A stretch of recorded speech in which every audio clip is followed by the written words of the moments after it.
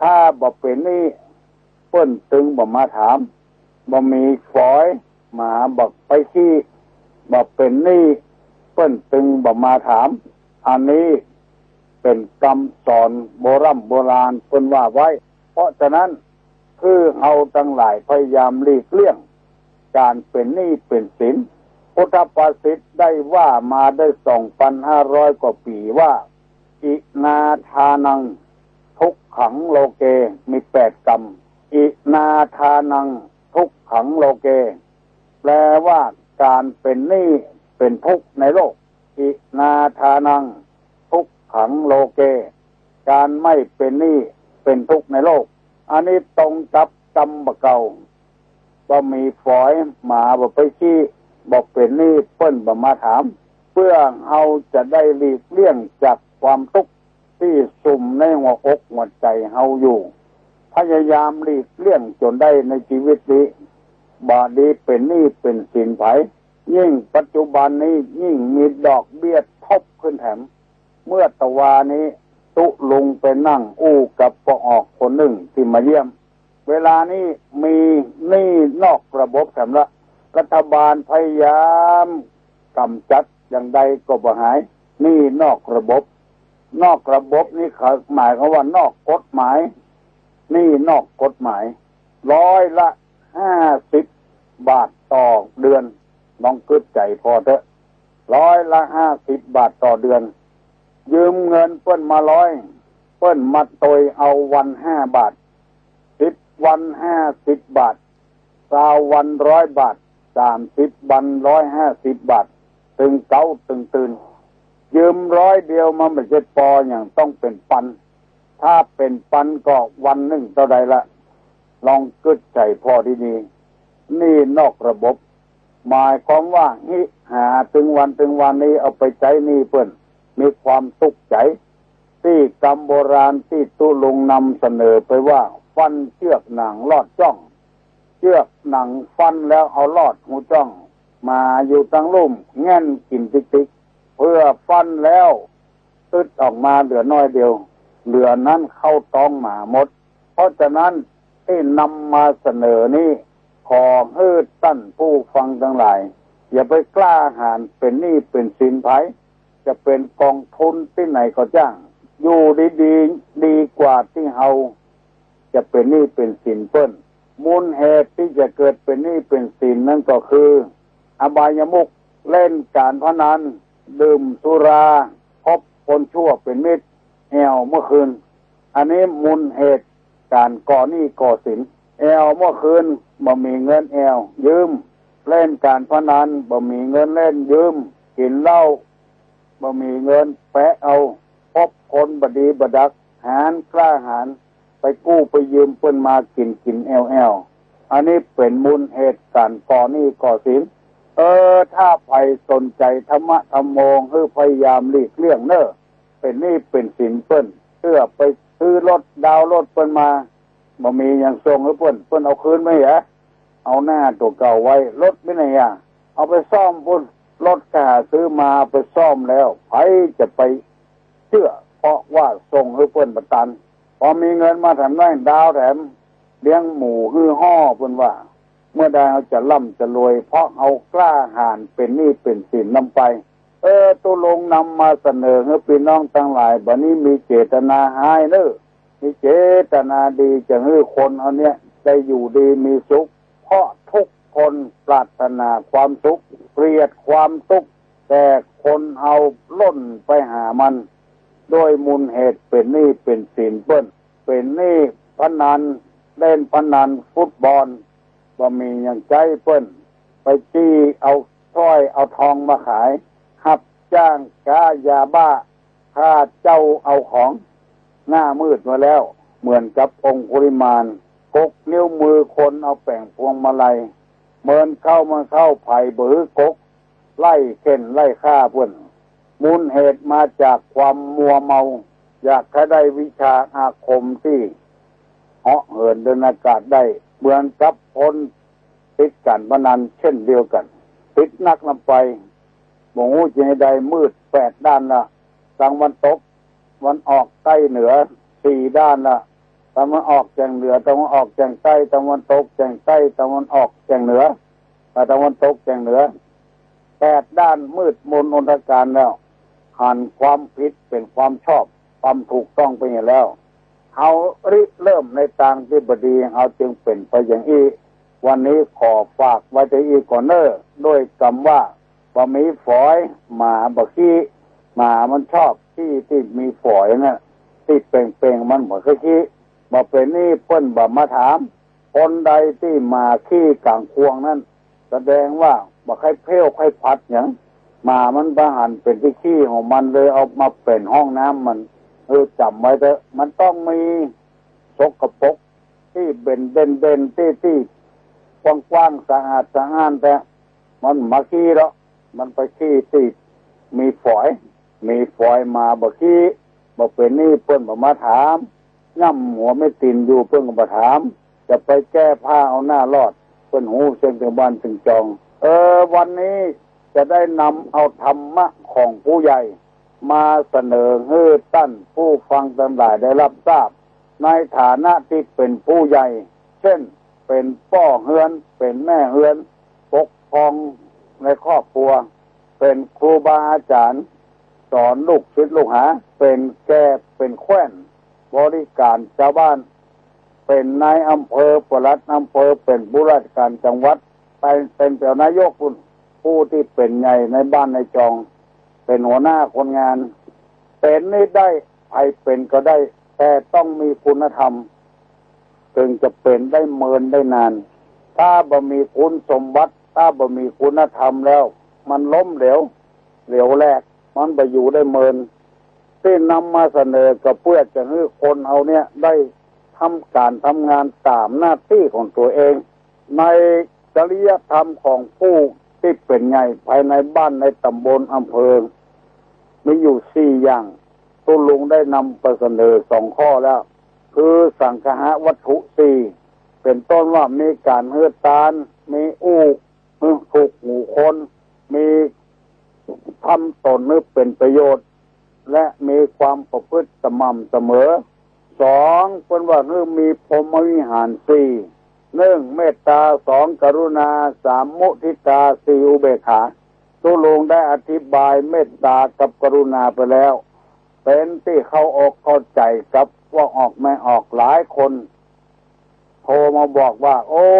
ถูกต้องแล้วจับอกจับใจสะอกสะใจผู้ใหญ่ในครอบครัวจะต้องเป็นคนอย่างนี้จะต้องมีเมตตาธรรมมีความกรุณาสงสารคิดจะพ้นทุกข์ว่าได้นับได้เป็นใครเป็นก็ได้พ่อเฮือนแม่เฮือนแต่เป็นแล้วมันจะเจริญรุ่งเรืองก็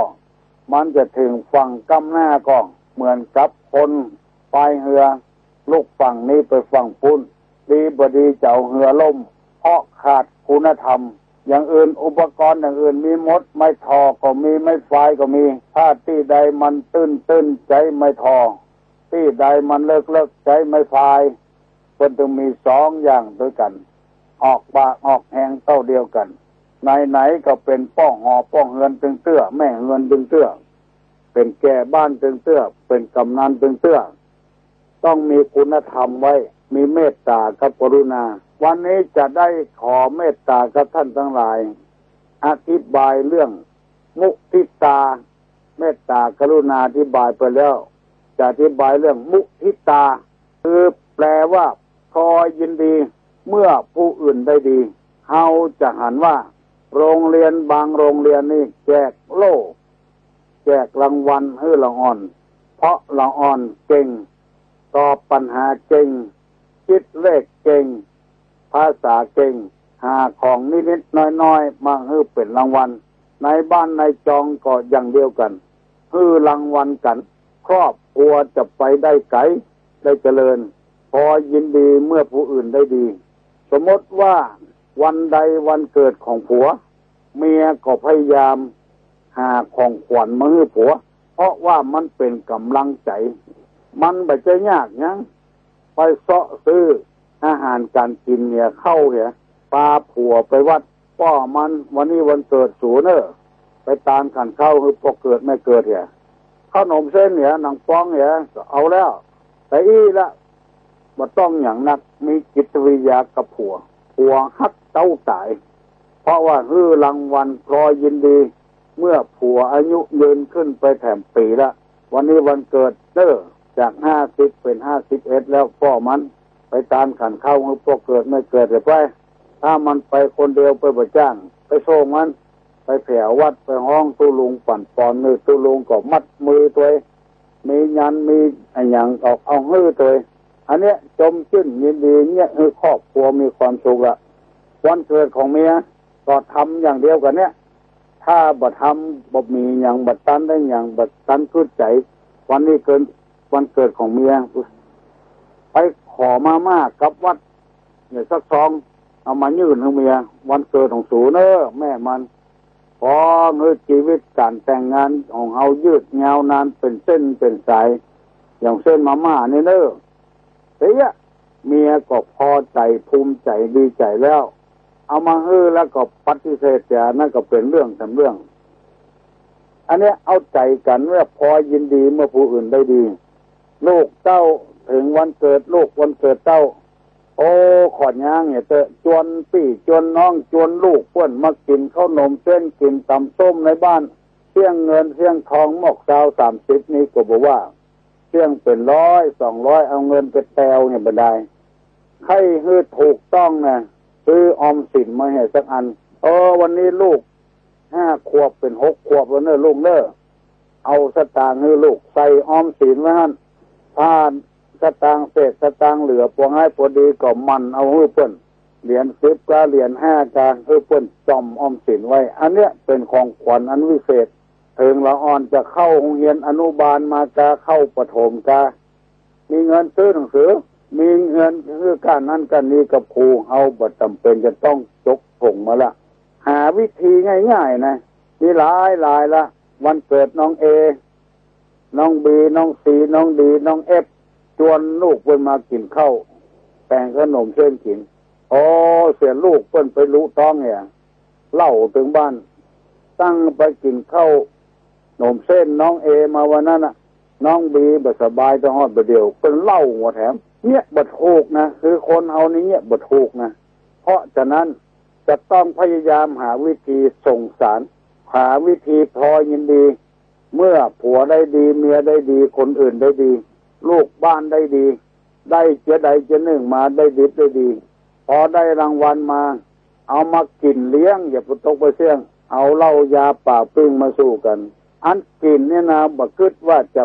เขาจะคิดว่าเป็นบุญคุณเนอะฝากไว้เถอะ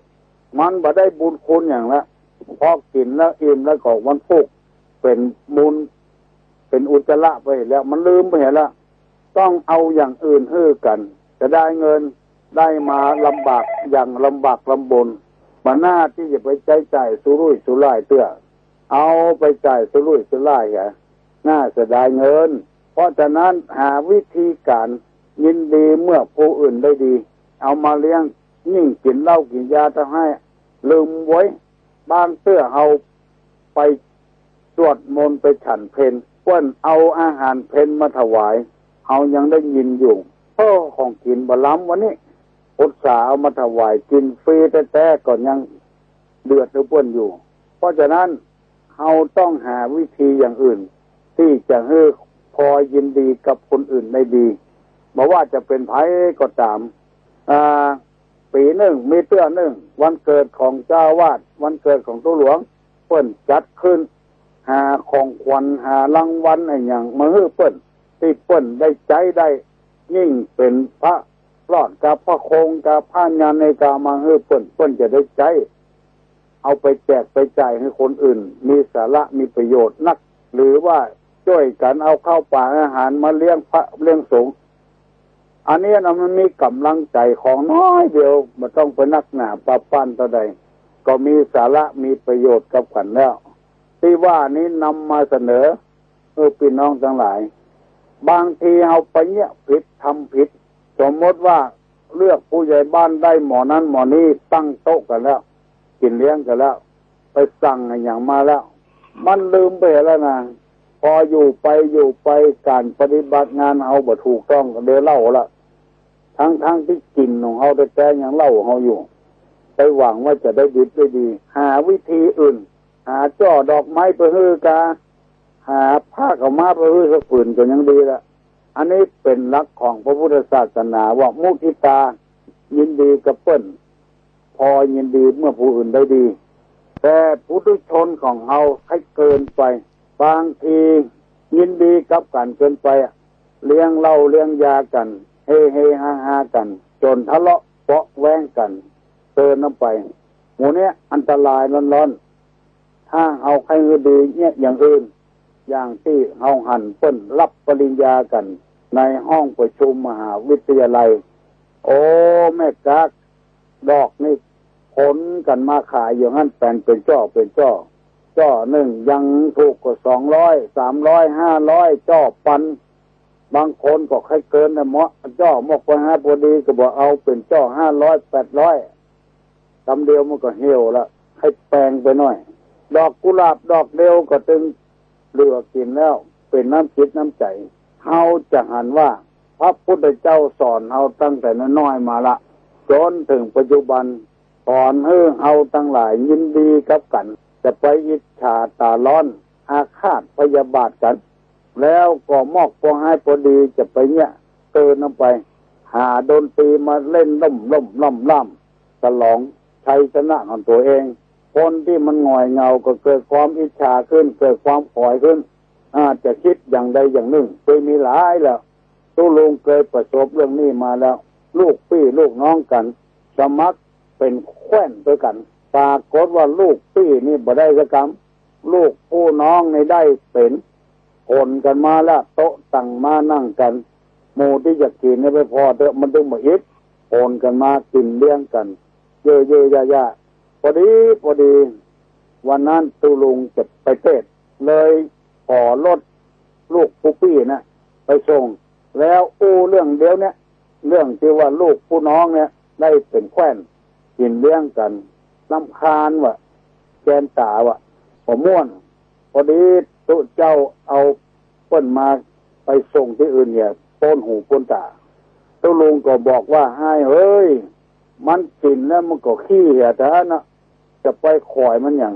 มันแกนตานะจะไปแกนมันอย่างเขาก็ลบหลีกไปที่อื่นเลยจ้ะกลัวมันล้ำหน้าล้ำตาเลยยกอุปมาให้เปิ้นฟังว่าบอกไฟมันขึ้นเป้ามันหมดแล้วมันจะไปที่ไหนมันตึงบ่ลอดฟ้าไปไหนมันตึงปิกมาที่เก่าคาดห่างจัดดีกำลงนั้นแล้วเลยเก้ากันเวอร์อย่างแล้วแล้วหมดห่างนี่ก็หักหมดบอกแตกกันต่างหากเชื่อเถอะเกิดอย่างนี้แต่วันเสื่อมมันต้องมีเตื้องวันชนะมันมีเตื้องวันเสื่อมมันก็มีเตื้องเพิ่นก็เลยทำใจอย่างตุลุงว่าวันหน้าวันตามาเอาเนี่ยแล้วเงินทองทั้งบ้านก็วิกก็ขาดกรรมก็ท่านกำนันสองกรรมก็ท่านกำนันบึดเจ้ามาบึดนายมาไก่เลี้ยงไว้มีละหมดเล่าละมาให้ตุลุงฟังว่ามีอย่างละตุลุงเฮ้ยเนี่ยเป็นตัวอย่างเขาไปกึดตั้นนำไปเมาอิจฉาตาร้อนเขามันก็เป็นอย่างนั้นนะเขาจะสอบได้ก็ปล่อยสอบได้อันนี้สอบได้แทนที่อย่างดีโดยเปิ้นมาฆ่าตัวเก่าเหี้ยเสียใจนอนบ่หลับสอบบ่ได้เอาไปยินดีกับคนได้พุ่นกะไปมาหน้ามองต้องเศร้าแสดงอาการกิริยาให้คนหันเนี่ยพี่เฮยน้องเฮยจำมันใดที่มันดีๆนะต้องลุงน้ำมาเสนอให้ฟังเพื่อเอาจะได้เป็นคนใจสูงขึ้นรับระดับจิตใจให้มันสูงขึ้นแถมผมไม่หันทั้ง4ข้อที่2นี่ว่าเมตตากรุณามุทิตายังแต่ข้อ1วันพุธจะได้นำมาเสนอให้พี่น้องข้องหิ่งทั้งหลายได้ฟังอุเบกขาคือวางเฉย